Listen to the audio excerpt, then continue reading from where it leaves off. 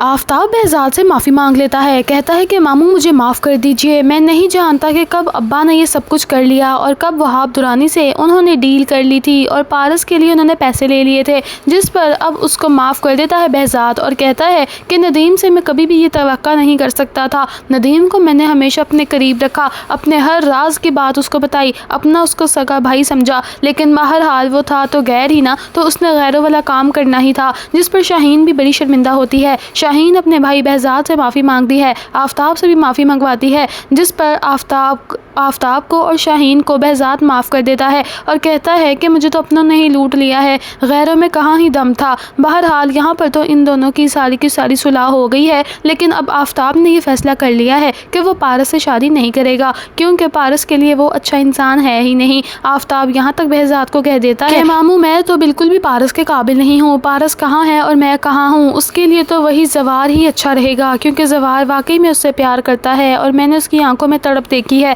جس پر بہزاد ایک دم سے ہکا بکا رہ جاتا ہے کہ آفتاب یہ کیا بات کر رہا ہے۔ آفتاب کہتا ہے کہ ماموں میں سچ کہہ رہا ہوں، زوار پسند کرتا ہے پارس کو اور میں نے پارس کی آنکھوں میں بھی اس کے لیے پیار اور وفاداری دیکھی ہے۔ اب یہ بات تو آفتاب نے کر دی ہے بہزاد سے، جبکہ یہ بات تو پتہ ہی نہیں زوار کے بارے میں کہ زوار کی تو خود شادی ہونے والی ہے، وہ بھی ریشم کے ساتھ، جبکہ دوسری طرف اب مریم کی شادی کے فنکشن سٹارٹ ہو کر دیے گئے ہیں اور گھر میں بہت زیادہ رونق ہے۔ پارس بھی بہت زیادہ خوش ہے کیونکہ پارس نے پہلی بار اس طرح گاؤں کی شادی دیکھی ہے۔ پارس کی خوبصورتی دیکھ کر ریشم اس سے بہت زیادہ جیلس فیل ہو جاتی ہے۔ جب وہاں پر پارس تیار ہو رہی ہوتی ہے تو وہاں پر زوار بھی آ جاتا ہے۔ زوار کہتا ہے کہ تم اتنی خوبصورت لگ رہی ہو، ایسا لگ رہا ہے جیسے کوئی حور کھڑی ہے ہمارے گھر میں، جس پر پارس مسکرانے لگ جاتی ہے اور کہتی ہے کہ کیا فائدہ، حوریں کون سی اصل زندگی میں مل جاتی ہیں، بالکل ویسے ہی جیسے میں تمہارے سے دور چلی جاؤں گی۔ جس پر زوار کہتا ہے کہ اس طرح کی باتیں مت کیا کرو، ابھی میں بھی زندہ ہوں اور تم بھی زندہ ہو، اور جب تک زندگی ہے ہماری اعتبار بھی بڑھ جائے گا،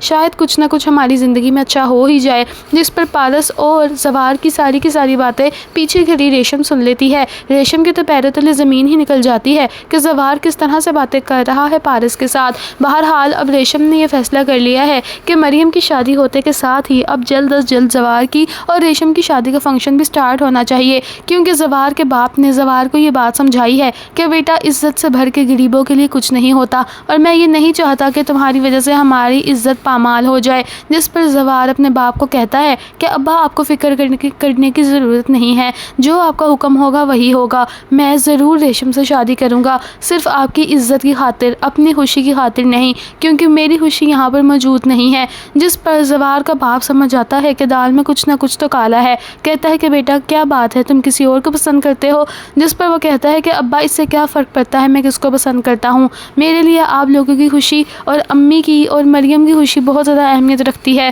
میرا کیا ہے، میں تو ویسے بھی ایک گارڈ ہوں، کبھی بھی مر جاؤں گا، کبھی بھی بچ سکتا ہوں، اس لیے میں چاہتا تھا کہ ریشم سے شادی نہ ہی کروں۔ بہرحال اب دوسری طرف پارس کی اور زوار کی باتیں سننے کے بعد ریشم اب لگا کر بیچاری پارس کو باتیں سنانے لگ جاتی ہے۔ پارس کو یہ کہتی ہے کہ آپ کتنی خوش لگ رہی ہیں آج، جس پر پارس کہتی ہے کہ ہاں میں مریم کے لیے بہت خوش ہوں۔ تو پھر ریشم کہتی ہے کہ آپ میری اور زوار کی شادی میں آئیں گی نا، اس طرح سے اس کو کہتی ہے جیسے کہ وہ بیچاری اس کو ٹونٹ کر رہی ہے، جس پر ایک دم سے پارس شاکڈ ہو جاتی ہے، کیونکہ پارس نے تو کبھی بھی نہیں سوچا تھا کہ زوار اس کے ہاتھوں سے نکل جائے گا اور ہو جائے گا ریشم کا۔ اور ریشم اس کو یہاں تک بھی کہہ دیتی ہے کہ مجھے امید ہے کہ مریم کی شادی اینڈ کر کے آپ اپنے گھر واپس چلی جائیں گی، کیونکہ اب کافی دن ہو گئے ہیں آپ یہاں پر ہیں، آپ کے لیے یہاں بھی خطرہ ہو سکتا ہے، یہاں پر تو کوئی گارڈ بھی نہیں ہے، صرف ایک زوار ہی ہے جو آپ کے لیے کھڑا ہوا ہے، اور میں نہیں چاہتی کہ زوار آپ کی خاطر اپنی جان دے دے، میں تو زوار کو یہ بھی کہوں گی کہ آپ سے